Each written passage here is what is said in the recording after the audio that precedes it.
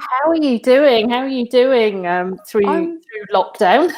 I'm good. Yeah, I mean, I think like most people, I think it's taking it day by day. Some days better than others. Some days you kind of soften and melt into it, and other days you think, wow, this is challenging. But actually, relatively speaking, good. Brilliant. Yeah. And this is the first of our pregnancy and postnatal retreat live Q&As and meditations. So welcome to everyone watching. And I know some of you will be watching live, others if you will be watching on catch up as well, because I completely get that people have babies of various ages. Some people probably juggling babies and toddlers and all sorts. So welcome to everyone whenever you're catching this. And it's really exciting because I think we have a number of teachers who are going to be leading these Q&As who are either currently pregnant or have really little ones as well. So I think everyone is speaking from real experience of experiencing what it's like now to be pregnant. And in fact, you're quite advanced. I am 32 weeks pregnant right now with my second baby. My daughter is about 2 years, 4 months. So yeah, I'm experiencing it all over again. But actually, it's like anything. It's like completely new and new terrain actually as well. Especially given that that we're currently in the state of the world that we're in. But I'm so glad to be part of this because this is a retreat that's really close to my heart, because I really do feel for pregnant women and postnatal women out there right now. Because one of the things, that helps us is to be in community with other women, to have that remembrance of, I'm not in this alone, there are others there. And sometimes I remember when I first, kind of became pregnant and then became a mum for the first time, it was kind of like stepping into like this secret club that had always been there, but that I didn't know existed. And it was so comforting to me just walking down the street with your baby, and then they would have children or a child, and nothing would be said, but there would be like this look of recognition that said so much, that just, yeah, I hear you.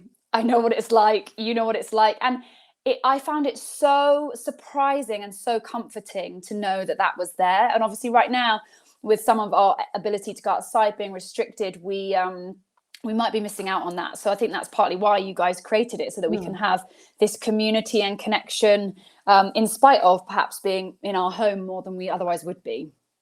Absolutely. And I know we've had a number of people get in touch with us and say, it'd be great to have a pregnancy course or retreat. Yeah. And I think when I first started thinking about creating a course, it was some time ago, and since then a couple of people that had inspired me to put together a course have since had their baby. So I hope they're out there watching as well and are taking part in the postnatal classes.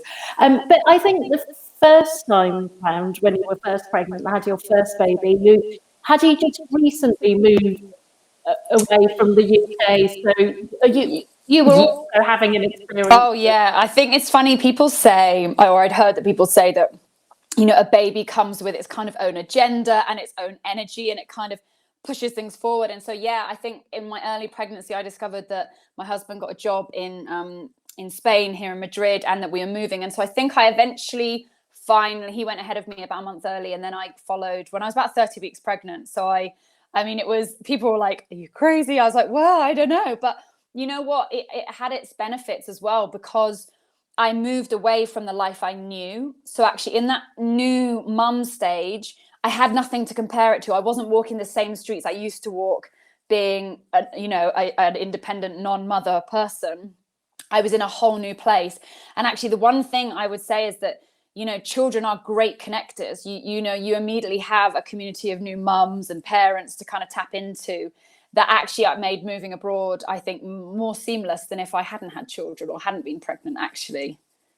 And so the other, and it's a huge question, so might take up our whole chat, but I really wanted to talk to you about yoga as a support both through pregnancy and postnatally, but also maybe you could also address a little bit that I think there are a lot of women that find yoga when they are pregnant for the first time, and then there are many women with an established practice that use yoga as a support through pregnancy, and then postnatally suddenly the body is really different. So yeah, I mean, I just thank my lucky stars all the time for my yoga practice, because it has, you know, throughout that transition of becoming pregnant for the first time and that first pregnancy, and then the postnatal period, and then the recovery, and then now going on that journey again, you know, yoga has just been like a solid foundation to come back to over and over to keep me steady, because I'm really sentient right now. I'm kind of back in reading books about birth, and just I found it fascinating. I became completely fascinated when I first became pregnant. I really didn't know much about it. I knew there was going to probably be a baby at the end, but you know, I didn't know that much about it, and I became fascinated, like, what do different cultures do? And you know, I think one of the things I realized that is we are just being subject throughout pregnancy and then postnatally to this kind of tsunami of hormones. And if I hadn't had my yoga practice, I felt like it would have swayed me off center. Now, it's not to say that there aren't days when I'm very swayed off center by the hormones. I am. But the yoga allows me to stay in an awareness of the fact that, like, these are hormones, you know, they're acting upon me. It might mean that the ups and downs of my internal, like, responding to life and emotions are like, they have like a bigger range than perhaps when I'm not pregnant or postnatal. But yeah, I think they've been incredible. And then obviously the breathing, for me, the breathing and the meditative aspects that I'd cultivated in my yoga practice before becoming pregnant, and then I worked on even more being pregnant, they were like my salvation when I was giving birth. Like, it became like a meditation. And you know, if I learned to just stay present, and that made it so much easier. And then postnatally, it was interesting because I just thought, I don't know what it's like having a child. I have no idea if there'll be a desire to do yoga, if there'll be space or time to do yoga. But I have to say, like, my whole being, my whole body, just very quickly, actually, after giving birth, just started to yearn for just very simple, you know, I gave myself lots of time to rest, and I really kind of honor that almost there's like a fourth trimester, you know, the 40 days after you give birth, where really your job is to, you know, stay indoors as much as you can and just nest and really give yourself the time to recover and heal from what has been like a marathon of all marathons. But yeah, I think because, you know, you're holding a baby a lot, if you're breastfeeding, you're rounding, and I felt like my body just was so grateful just to move and to breathe, and also just to allow me to, in a very gentle, compassionate way, rediscover what this new body was, who this new person was. And that, you know, I was thinking about coming on and talking today, and I was thinking, gosh, one of the things that I think for me really characterizes pregnancy and then the postnatal period is that we are going through seismic shifts in terms of our identity. Who we thought we were, what we thought our roles were, what we thought our body looked like, what we thought our mind would be like. It's suddenly completely new. And that can be really hard, but it's also like amazing terrain for spiritual evolution. And so I think that's why, like, yoga and pregnancy and postnatal go together so powerfully, actually. And so, yeah, I think they're just really special gifts to have during these times. And I think you're right, because that change, that transition, it is immense, isn't it? If it's a first baby, you're going from not being a mother to being a mother. And then if it's a second baby, it's being a mother of two, which is a whole different ball game, and probably internally as well, that feels very different. I know we've got movers that will be watching this who have more than one child, and I know some people have commented that you know, they're on their second or third, but it's still that yoga's providing a great support, but your sense of who you are shifts. I mean, massively. And I think, that can feel very disorientating, actually, and I think that's partly why being connected with other women who kind of without words get it, that they're on that same, like metamorphosis of one thing into another, and yeah, I think it can feel quite disorientating, especially because not only like who you are on the inside feel like it's changed, your whole like day-to-day life dynamic, especially in the early days, you to a greater or lesser degree, you are in service of this small helpless being, and your agenda is their agenda, and that is intense to say the least, especially from an ego point of view. It's a big shift in terms of, certainly I found that, of like, to a greater or lesser degree, you are the priority of your life, and then you have children, and that does shift, and it takes some time to kind of adapt and start to be like, oh, okay, this is the new state of play, and yoga definitely helped me adapt to that. Amazing. I was just wondering if we should pause here and spend a little time on the meditation that we're offering. And then perhaps after that, if people that are watching have questions, you might be able to address them. And they can be questions about anything, about particular suitability of yoga, when you should do it. And I know we're offering some new classes from you as well as part of the current retreat. So if people have any questions about those are welcome. And I also wanted to say that if people wanted to ask questions afterwards, because I know not everyone is able to maybe make this time, that if they pop them in the comments box, you'll be able to. Absolutely, yeah. Later as well. Yeah. And that's what we want it to be. We want, I think, with all of the teachers to have this sense of we're here as this, as this bouncing board and interactive feedback during, to hold space for this whole retreat, so that we do feel like we're all in it together in our own homes. Okay. So wherever you are, whenever you're watching this, come to a comfortable seat. And I might pop myself out so they can okay, have great. Food. And then I'll still be here, and I'll come back at the amazing end. So yeah, find a comfortable seat so that the spine can be tall. I'm currently sat on my big pregnancy ball. So whatever's comfortable for you. And then let's take the hands, one and then the other, right on top of your chest, your heart, and let your eyes close if you feel comfortable too. And just feel that simple connection of your own hands connecting to your own heart. So that first and foremost, we begin this meditative journey by connecting to us as an individual woman that pre-existed and will continue to exist beyond the identity of mama or mama to be. And so just take a moment to feel the space of your heart, more the emotional heart than the physical pumping heart, and just take a moment to honor how you feel right now.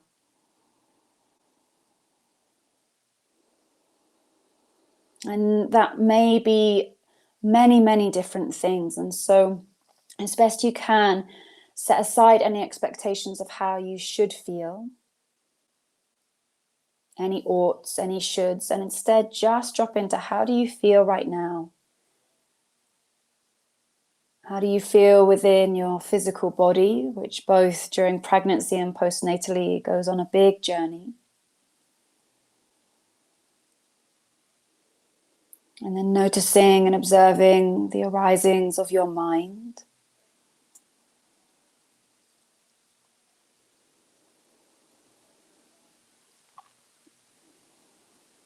And then dropping back into that heart space and just checking in. How do you feel emotionally? What's your mood like in this moment? How are your energy levels? And let your attention towards yourself be one that's very sweet, filled with as much loving compassion and understanding as possible. Being in deep reverence of yourself, of this journey that you're on.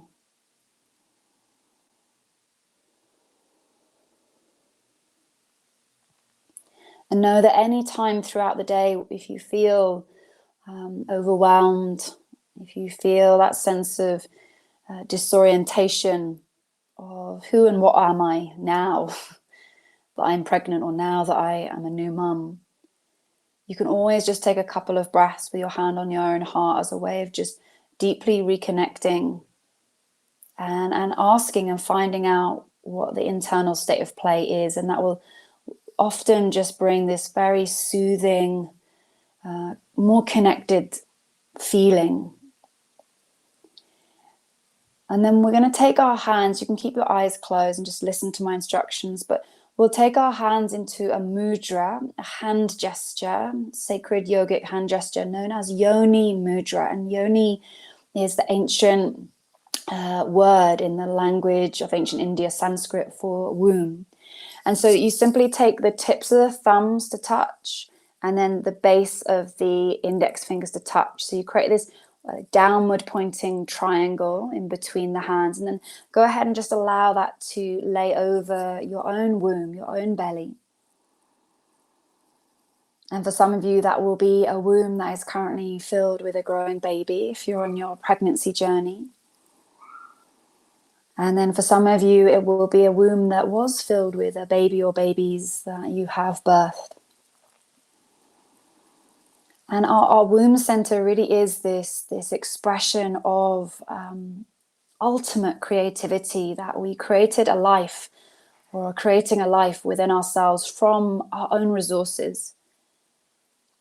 And even though we often take that for granted, when we stop and really acknowledge that as a woman we can grow a baby inside of ourselves, it truly is miraculous. And that we really do it with all of our resources. It uses every single part of us, and it affects every single part of us. Going through pregnancy and birth and becoming a new mum really is psychological work, emotional work, mental work, physical work. It involves all of us. So just take a couple of breaths to breathe down into your womb where the yoni mudra is. And to use the breaths as they breathe down into your womb as a real honoring, a real reverence of the majesty and miracle that this human body is in female form.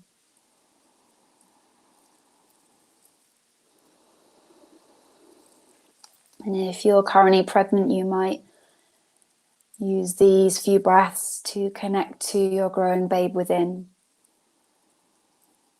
If you are postnatal and are given birth, you might just use these few breaths to reconnect to this womb that has been on such a big journey, and that may still be on this journey of healing and recovery.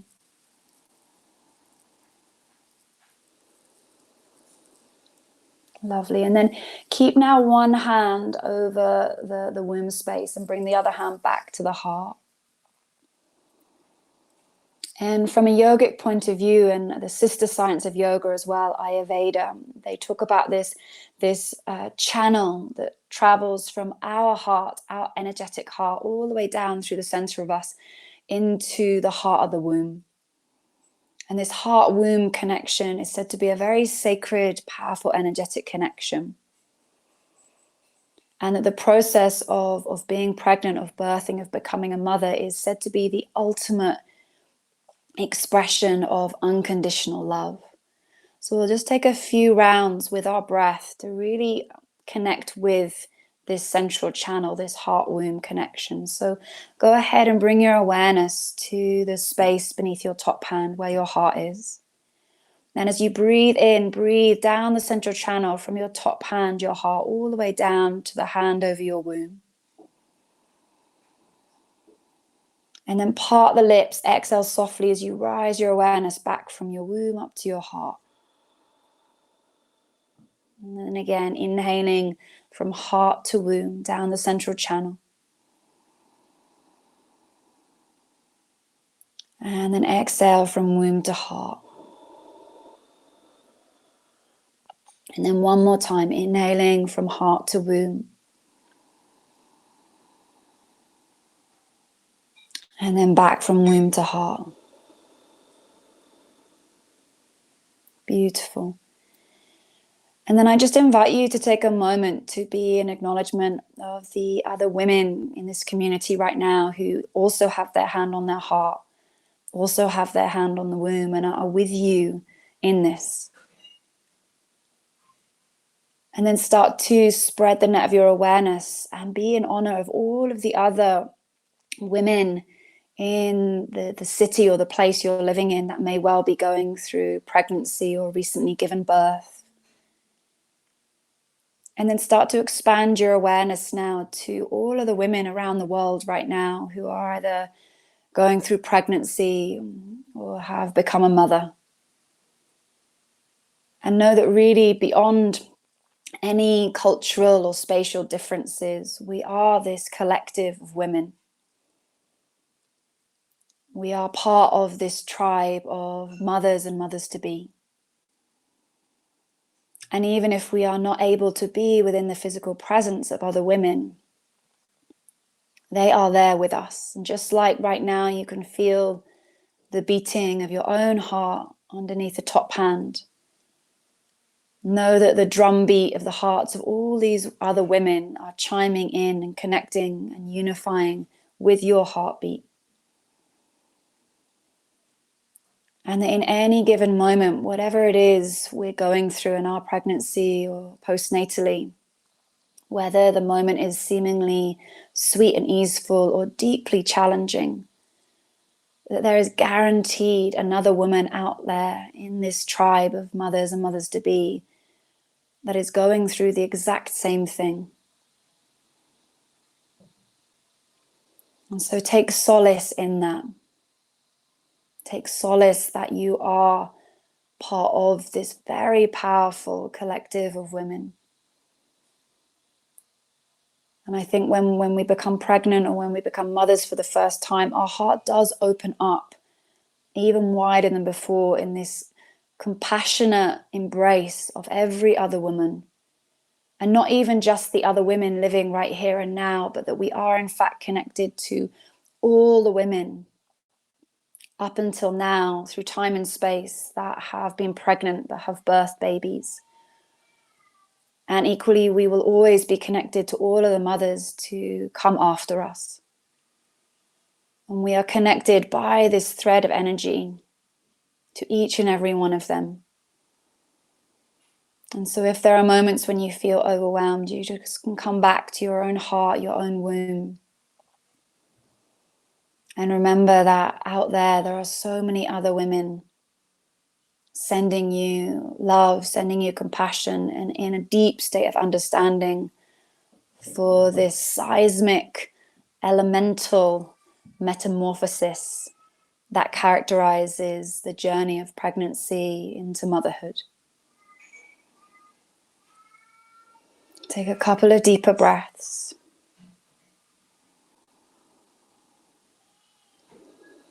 Honoring this journey, honoring that it may well take us beyond any limitation of who and what we thought we were. And just like a caterpillar has to go through its cocoon and then eventually burst forth as a butterfly into something that seems so different, we too on this journey of motherhood will evolve and grow and blossom into something we perhaps never even could have imagined before.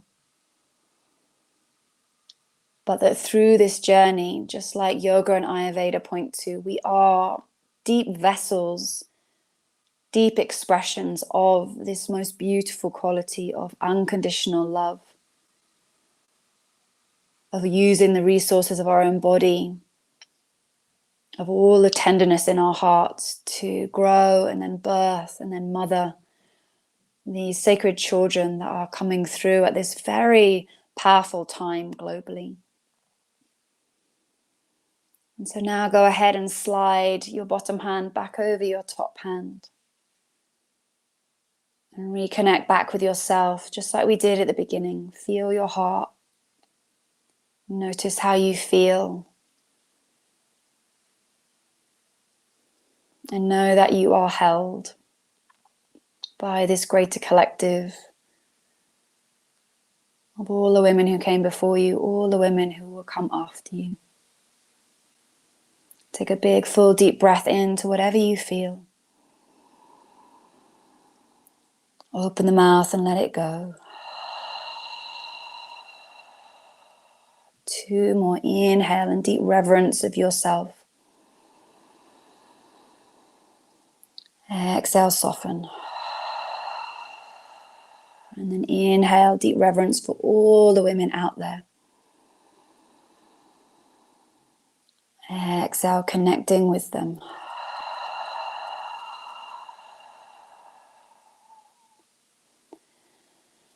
Good, and then just bring your awareness back into the space you're sat within, into your body, into the edges of your skin.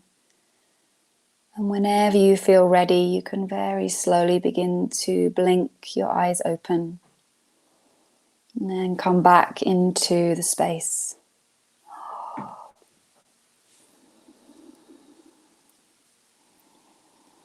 Thank you, Lucy. Thank you. That was such a beautiful reminder of how we're all connected by love. And that is the primary energy on this earth, really. Yeah, and it's quite amazing as well. You know, I think that another thing that kind of amazed me about going on the journey of learning about pregnancy is that it's such a hormonal journey, but actually the whole point of the hormones is to build to this massive crescendo, and it's said to be at the point of giving birth. Like, never will we have more. There's no such being that will be so filled with oxytocin, the hormone of love, than the woman at the point of giving birth. And I think how amazing that actually that physiological thing that's happening is so aligned with this spiritual aspect of love. I just think it's quite awe-inspiring. And so moving away from that feeling of that almost spiritual aspect, I just wanted to touch a little bit on the physical aspects of yoga, because you've now navigated through 2 pregnancies, and in terms of where and you're obviously a very established yogi and have had a practice over years before you became pregnant, but in terms of both pregnancies and being able to do physical asana practice, have you felt a real difference? Yeah, I have actually. And I think what's interesting is that I think it's been a massive invitation into the deepest quality of listening to what I actually need.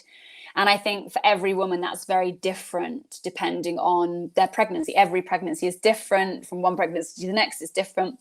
But certainly in my own experience, I found in the first trimester, I just didn't want to, my body didn't feel drawn to do so much of the physical asana. I felt very drawn to do lots of restorative, lots of breath work, lots of meditation. And I just followed that. I just kind of listened. Like I remember, like, in the first few weeks, I kind of tried to kind of maintain what I was doing before, but it just didn't feel right.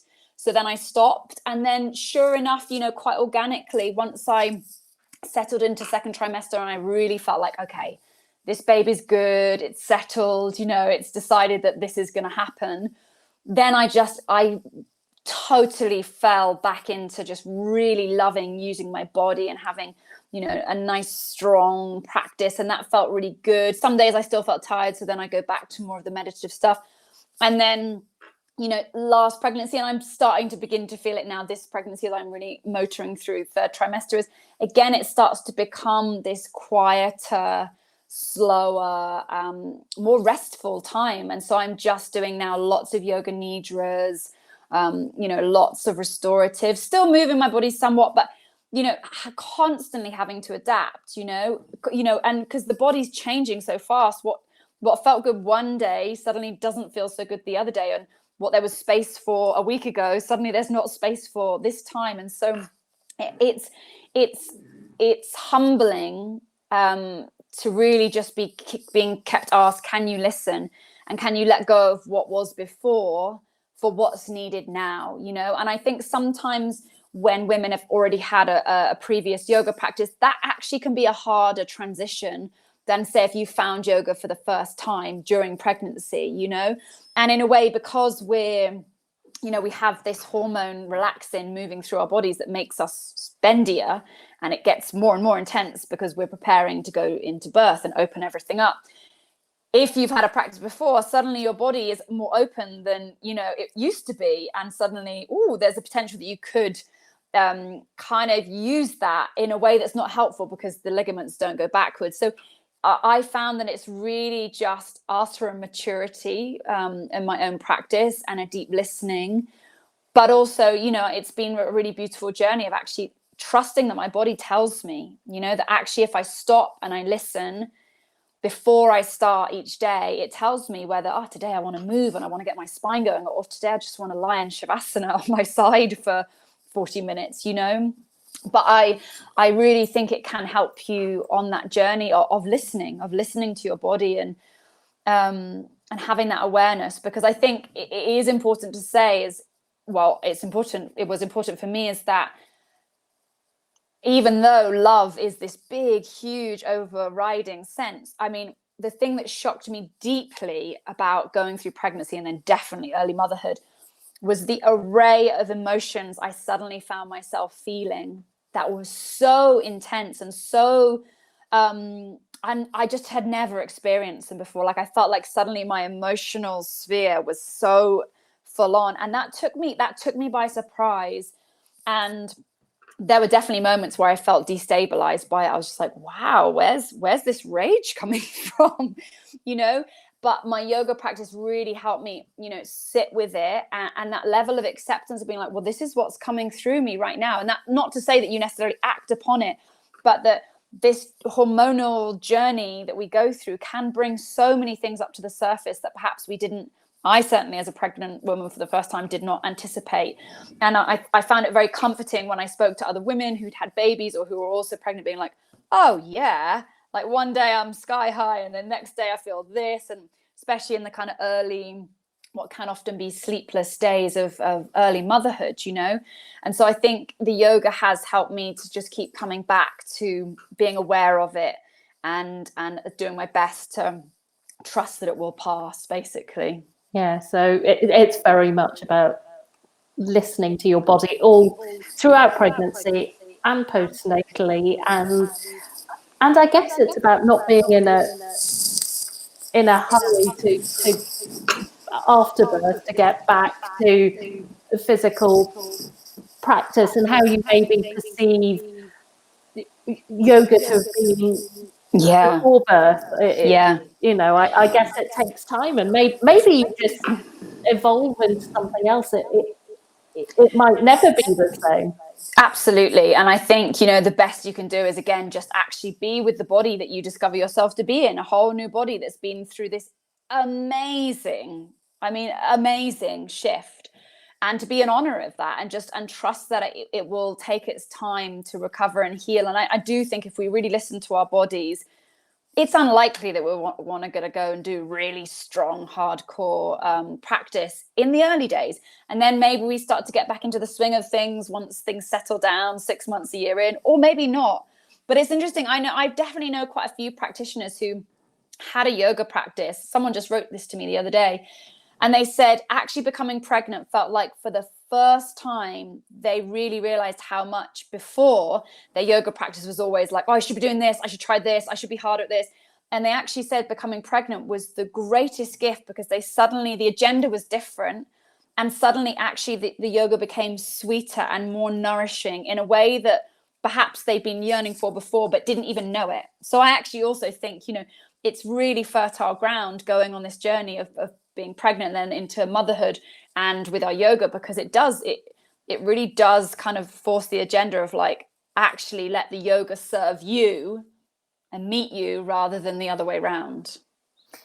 And I'm just going to encourage people watching, because I know there are people watching. If you have any questions, do type them into the comments box, and Lucy will try and answer them. But before they appear, I have another question, which was that it's about mother and baby yoga as well. Once your baby has arrived, because on the one hand, you might want to do yoga to have some breathing time and space for yourself, but on the other hand, that's a lovely way to form a connection with your baby as well. Yeah, I mean, I think again, that's one of the things you just have to be really open to it being whatever it is, because I remember trying it early on and it didn't really work. Like, I could kind of do it at home a bit, and then I remember I went and tried a mother and baby class, and I think it was the first time when my husband had gone away, so I was like, I'm going to a mother and baby class, and like, I mean, it was a total nightmare. Like, my baby was the only baby who just constantly cried and had to be given to the teacher. She was sick in my hair. And about 3/4 of the way through the class, I thought, I'm actually more stressed by being here than by not being here. And I left. And then actually later on, I tried it. But I think, again, you have to just be open to, like, some days it's going to work and your baby is going to sit next to you happily and you're going to be able to do yoga. And some days you're going to be able to go to a class, mom and baby class, or do it one of our ones. But not always. That's the kind of the spiritual challenge of early motherhood, I would say. And, you know, on the postnatal retreat, we've got a video of me and my young daughter, Luna, in it. But, you know, we went into that and I said, you know, I really have no idea if this is going to work. She could play ball and, like, be quiet and, like, be in it for the whole time, or equally it could be a disaster. And in the end, actually, it turned out that she was, you know, she kind of played ball, but it, you know, that was a lucky thing. So I think if, you know, you're trying to do these mother and baby things and you think my baby is not playing ball, then don't worry. Like, I think some days it works, some days it doesn't, but it is a really nice thing to do with them by your side. And I do think in time they do start to respond to, if you're calm and you're doing breathing and you're taking care of yourself, by default it's going to affect in a positive way how you are with them, you know. But just have a real, you know, a realistic also response of what that was like for me in the early days. And just how has it been as she's grown older, because she's 2 now, isn't she? Yeah, and actually it's been very interesting because you know, the being in quarantine has actually meant that before, you know, I would use the time when I wasn't with her to do my practice. But now, you know, I'm with her all the time. And so I've had to more or less incorporate our time together and my practice. And it's really, and I'm actually very grateful for it, because she now really sees that this is part of my daily life. And you know, she's very funny. Like, recently she's just kind of got the idea of deep breath. So she walks around going, deep breath. And I think, well, that's great. She's, you know, she's only 2 and a bit and she's learning the value of deep breathing. Some days she joins in, some days she, like, jumps all over me. You know, it's definitely a different situation, but it's really just reminded me of, actually, for me, my practice is a non-negotiable for my mental well-being and sanity. And so I just have to make it work of that I'm a mother at home with my daughter full time right now. And I still am choosing to practice as best I can. And some days it really works. And other days it's, you know, a car crash mess, but it's all, you know, it's all fine. But I do think they see it, and they are positively influenced as well, of that you're moving and you're breathing and you're lying down at the end. Like, she's really gotten into the idea of Shavasana. She gets her little blanket and her little, like, eye bag, and she joins in. And so on that level, I think it's really positive that they see you prioritizing and valuing rest, you know. So we have a question, and it's from Leah, who I think was on your retreat last. Oh yeah, hi Leah. And she says, are there any asana you should avoid with breastfeeding? I feel like it's making things much more uncomfortable for me physically. So some of the asana can feel very different.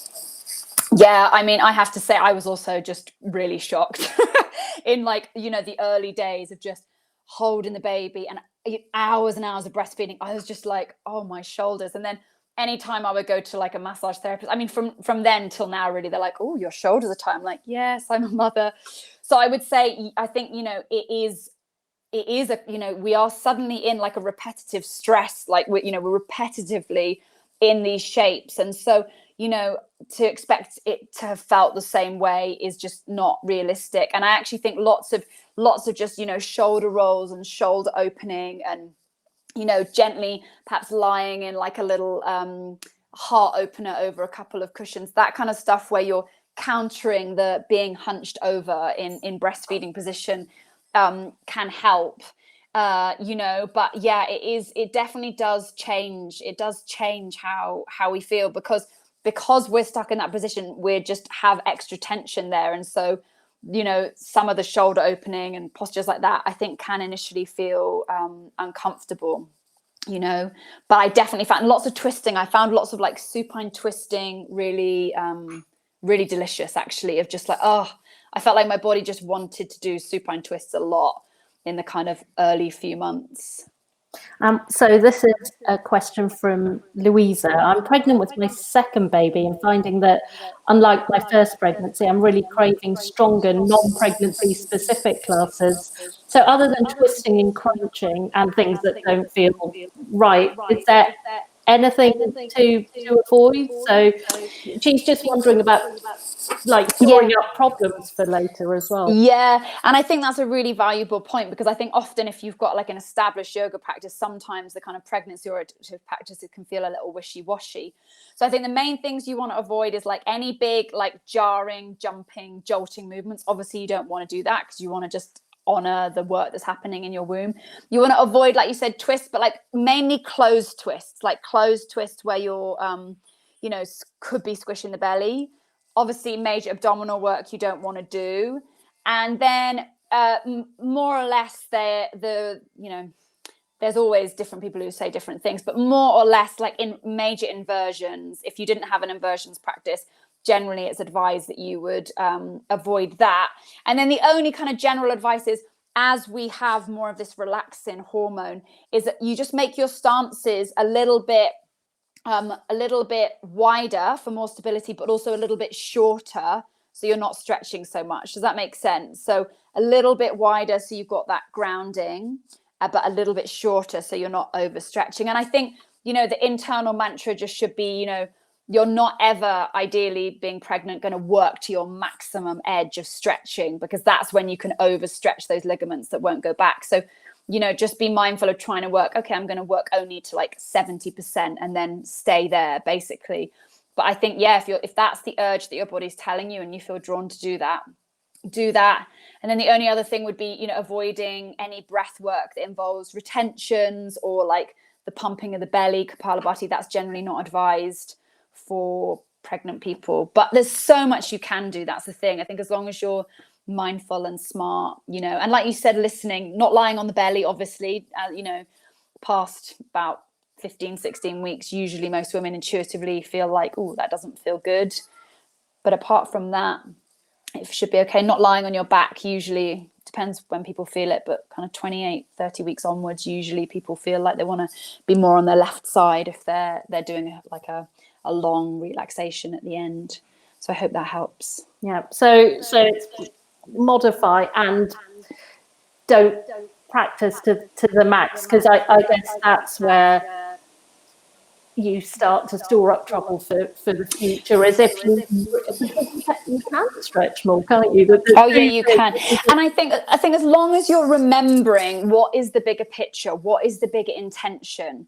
And when we're pregnant, the bigger intention is our well-being and the baby's well-being, and making sure that your belly has enough space.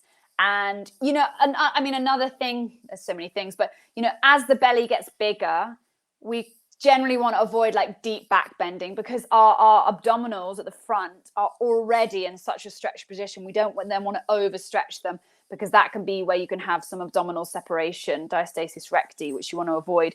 But again, I do feel generally, if you're listening, more often than not, your body quite quickly tells you. Some women's body, for example, I know some women really early in pregnancy just think, oh, back bends. No. And then for other women, they might be doing like a little camel. And then at some point they start to go, oh no, actually that doesn't feel so good as the belly gets bigger. I'm now at that kind of, I'm beginning to shift now where I really can feel like, oh no, I don't personally in my body feel good doing much of a back bend. Yeah. So, and in fact, that was Louisa's follow-up question. Oh, there you go. About advice about back bending. Yeah, avoiding deep back. I mean, obviously, any prone back bending, like when you're on your belly, you need to not do that, obviously. And then, like things like a bridge or a kind of softer variation of Ustrasana for some women can feel good most of the way through. I generally would say like avoid big deep back bends like your wheels or anything like that from fairly early on, actually, personally. But something like if you're in a high lunge and just taking it into a slight sort of lift of the heart is fine, isn't it? No, I think that's fine. And it's like anything. There are always exceptions to the rule, and there's always women who say, oh, I did it and it felt fine. And so there are no absolutes, but I think there are some genuine, just like intelligent things to honor, because, we can spend the rest of our life safely doing these poses that we avoid during pregnancy. But if we really insist and attach to doing them during pregnancy, we risk actually not being able to spend the rest of our life doing them. Do you know what I mean? So for me, it makes more sense to just make the adaptations now, and you can still have a really juicy, strong practice whilst adapting. And then you can bring them back in like after, a good period of postnatal time and recovery. And I guess it also depends so much on where in the pregnancy you are. And what kind of pregnancy you're having, and what kind of practice you had before. So many different variables. Yeah. So great. And so final question, and then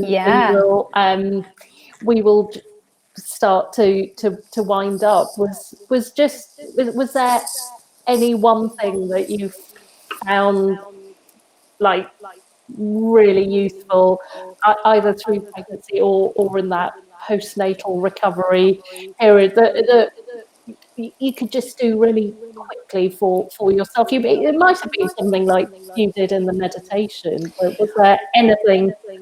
I mean, I have to say breath, like, because for me that's been the constant throughout everything. It was the constant during my pregnancy. It was the constant during my labor. It was the constant in the early days where I didn't feel right yet to move, but I wanted to get energy moving. And then it was, even things like, oh, my baby, I'm having to bounce her on the ball to get her to sleep for hours. And I'm so frustrated and I'm having to do this, but I don't want to do this. And so I would breathe through my frustration. And then, in the transition to like getting my daughter to bed, rather than just sitting next to her as she goes to sleep and just feeling like this is a waste of time, I would sit there and I'd quietly do my yogic breathing. And then I'd come away feeling like, oh, I've done some of my yoga practice today. I feel much calmer. And so I think the breath has been something that just in every stage has been a real ally for keeping my body feeling good and for keeping my stress levels as low as possible. And of just feeling more centered. I always find the breath brings me back to that kind of central place. And you can do it anywhere. You can do it with your baby, who there's stages where like the baby like can hear the tiniest thing and they'll wake up again. But you can actually even, just some gentle breathing you can do even whilst you're next to like a hypersensitive, about to go to sleep baby. And that saved me and my sanity quite a few times. And apart from Kapalabhati, most other breathing practices are just standard ujjayi, like where you narrow the channel base of the throat. I think is such a good one. Humming is really nice. I did a lot of humming, like, because I did it a lot during my pregnancy, and actually I found my daughter found it quite soothing, so I'd kind of be rocking her and doing a bit of Brahmari humming breath. And then the alternate nostril breathing, I just think is the most beautiful balancing breath. So when I felt like I needed to come into this space of balance, then I would introduce that. Generally the gentle ones, the ones that feel really soothing. Yeah, so this is Leah again says, I think I've forgotten this. I feel I can't make time for yoga at the moment, but actually there's always an opportunity to focus on the breath. So thanks for the reminder. Yeah, you just find ways. You have to become very creative around what practice looks like and and where you can input it. And then I was sat there frustrated one day waiting for my daughter to go to sleep, and I thought, actually, rather than wishing this time away, I can just be here and I can do my breathing. And, you know, I found suddenly it changed in my head of like, oh, this isn't, rather than a frustrating time, this is actually time for me to do my breathing. And I felt like she kind of picked up on the calmer I got through the breathing. I felt like it kind of transmitted itself into her space as well. And length of practice as well, as you said, sort of what it looks like. It might look like breathing, but it could be 2 minutes, couldn't it? It doesn't have to be totally. And you know, I think that's one of the things I laugh now, especially because we're in lockdown and I'm doing lots of Zoom classes, taking them and teaching them.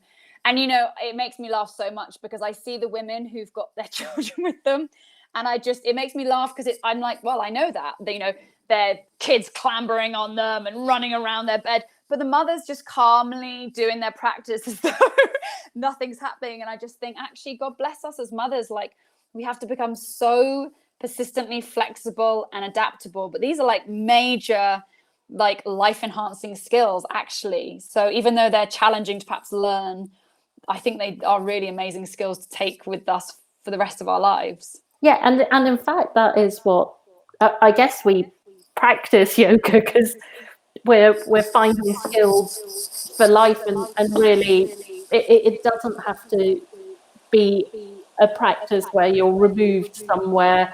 It can be for some people, can't it? You know, you might go to and live in a cave in the mountains, but most of us don't do that, and so we have to do that practice with whatever's going on. And at the moment, we're in lockdown, we've got children, pets, partners, absolutely, neighbours, you know, and all the rest. So thank God for yoga. Keeps us sane as well. Oh my gosh, yes. I don't know. I literally genuinely don't know how people who don't have yoga in their lives are still sane. I really don't. I wouldn't be. But I think our hour is almost up. So on that note, I'm going to wind up. Thank you so much, Lucy. Oh, thank you for having me. Brilliant. And I really hope everyone finds this journey really nourishing, and do post comments, and so that other women can see it, so that we really can create this community and connection. That's the real kind of theme of this whole retreat, whether it's the pregnancy or the postnatal one. Yeah, absolutely. And as I said at the beginning, if you're watching this on a replay because you were looking after yourself or your baby, then don't feel like you can't ask questions in the comments. Lucy will be on the lookout for questions, and we'll be responding as best we can. So that's Rachel saying thank you. Thanks, Rachel. And thank you all for watching either live or later on. It wouldn't be the same without you. Absolutely. And as Lucy said, the retreat really is for you, and for you to almost identify yourselves to each other within the movement as well, so that you're able to support each other during a really challenging time. I think it's always challenging to pregnancy and recover postnatally. However, you know, it's doubly challenging now. You might not be able to see parents, you might not have the same group. So we're hoping that this is able to offer you a sense of that community. You really aren't alone, and there is a connection as well, that beautiful heart connection that Lucy was talking about, and we're all there to support each other, really. Yeah, I almost made another Ramdas quote there, which was one about there to walk each other home. We're all there to walk each other home, indeed. Amen, Ramdas. Yeah. Brilliant. Thank you very much, Lucy. Oh, pleasure. Thank you, everyone. Thanks, Raki. And enjoy the retreat. Yeah, and there's another live on Monday at 5. So there's no lives over the weekend, but the next one is on Monday at 5. So enjoy. Bye. Lots of love.